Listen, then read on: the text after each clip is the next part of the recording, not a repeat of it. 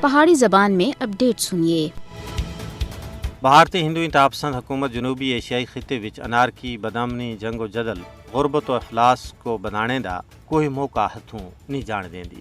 مودی حکومت ہور تے ہور پانی کو بھی پاکستان وچ افراتفری مچان واسطے استعمال کر رہی ہے۔ بھارت سن مونسون دے دوران دریاواں دا رخ موڑ کے پاکستان دے پاسے بے تاشا پانی چھوڑ دیتا، جس نال سیلاب اور تباہی ہو رہی ہے۔ دریائے چناب وچ حال ہی وچ پانی دی سطح وچ مچ واਧਾ ہویا ہے، جس نال نزدیکی علاقیاں وچ سیلاب نال فصلاں برباد ہو گئیاں۔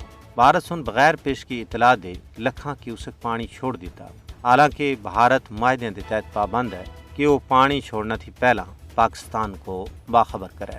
اس کے علاوہ بھارت پاکستان کو نقصان پہنچانے واسطے جان بوجھ کے پانی دی قلت بھی پیدا کر رہا ہے۔ بھارت آبی وسائل تے کنٹرول کر کے خطے دے اندر اپنی بالادستی اور چودراہٹ کام کرنے دی ناکام کوششوں وچ مصروف ہے۔ اس کا صاف مقصد ہے کہ بھارت پانی کو جنگ دے ایک ہتھیار دے طور تے استعمال کر رہا ہے۔ مودی حکومت قدرتی وسائل کو بھی پاکستان دے خلاف ایک آلے دے طور تے استعمال کر رہی ہے۔ سندھ طاس معاہدے دی خلاف ورزی، اپنے وعدے تھی مکرنا اور بین الاقوامی وعدوں کو توڑنا بھارت دی قومی پالیسی بن گئی ہے۔